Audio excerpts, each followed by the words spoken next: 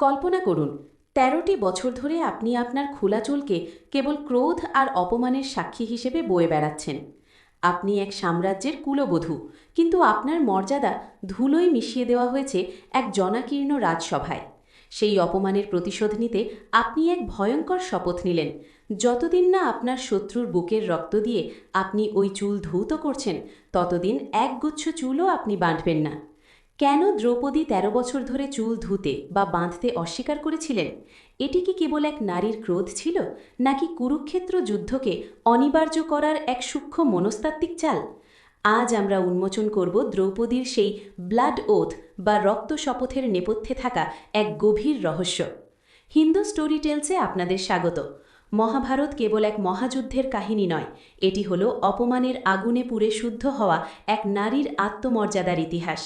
হস্তিনাপুরের সেই অভিশপ্ত দূতসভায় যা ঘটেছিল তা কেবল এক নারীর শ্লীলতাহানি ছিল না, তা ছিল এক সাম্রাজ্যের পতনের সূচনা।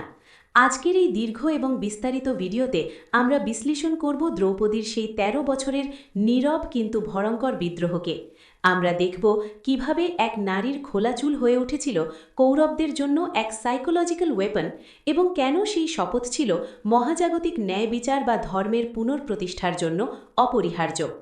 দ্রৌপদীর এই অপমানের সূত্রপাত হয়েছিল সেই মুহূর্তে যখন দুঃশাসন তাকে তার কেশ আকর্ষণ করে রাজসভায় টেনে এসেছিল।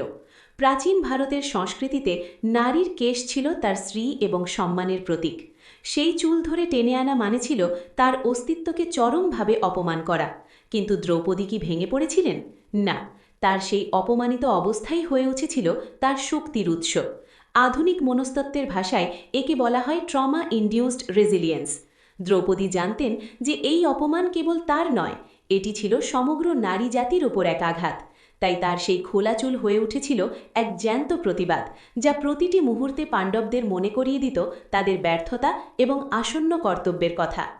কিন্তু প্রশ্ন হল, কেন তিনি ঠিক করলেন যে তিনি চুল বাঁধবেন না?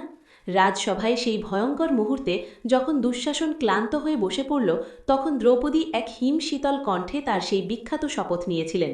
তিনি বলেছিলেন, যতদিন না আমি দুঃশাসনের বুকের উষ্ণ রক্ত দিয়ে আমার এই কেশ ধৌত করছি, ততদিন আমি আমার এই চুল বাঁধব না। এটি কেবল একটি আবেগপ্রসূত কথা ছিল না, এটি ছিল এক ডিভাইন গ্যাগ অর্ডারের বিপরীত এক কল টু অ্যাকশন। ১৩ বছর ধরে পাণ্ডবরা যখনই দ্রৌপদীর দিকে তাকাতেন, তারা সেই খোলা চুলে দেখতে পেতেন তাদের অপমানের ইতিহাস। একে বলা যায় visual rejection of social order, অর্থাৎ সমাজ যতক্ষণ না তাকে ন্যায় বিচার দিচ্ছে, ততক্ষণ তিনি সমাজের কোনো নিয়ম মানবেন না। ১৩ বছরের বনবাস এবং অজ্ঞাতবাসের প্রতিটি দিন দ্রৌপদীর সেই খোলা চুল কৌরবদের জন্য এক অশুভ সংকেত হিসেবে কাজ করেছিল। এমনকি স্বয়ং কর্ণ এবং শকুনিও এই শপথের গুরুত্ব বুঝতে পেরেছিলেন। দ্রৌপদীর এই নীরব উপস্থিতি ছিল পাণ্ডবদের জন্য এক ধিক্কার। তিনি জানতেন যে যুদ্ধের কোনো বিকল্প নেই। অনেক সময় আমরা মনে করি ক্ষমা করাই মহত্ব, কিন্তু দ্রৌপদী আমাদের শিখিয়েছেন যে যেখানে ন্যায় বিচার নেই, সেখানে ক্ষমা হলো অধর্ম। তার এই আনবাউন্ড হেয়ার ছিল কুরুক্ষেত্র যুদ্ধের এক অদৃশ্য কাউন্টডাউন। যখন ভীম দুঃশাসনের রক্ত নিয়ে এলেন, তখন সেই ১৩ বছরের দীর্ঘ প্রতীক্ষার অবসান হল। একে বলা হয় the burden of absolute vengeance. যুদ্ধের ময়দানে দ্রৌপদীর ভূমিকা ছিল এক সাইলেন্ট ক্যাটালিস্ট। তিনি সরাসরি যুদ্ধ করেননি, কিন্তু তার সেই শপথই ছিল ১৮ দিনের সেই ধ্বংসলীলার মূল জ্বালানি। যুদ্ধের শেষে যখন তিনি তার কেশ ধৌত করলেন, তখন কি তিনি সত্যিই শান্তি পেয়েছিলেন?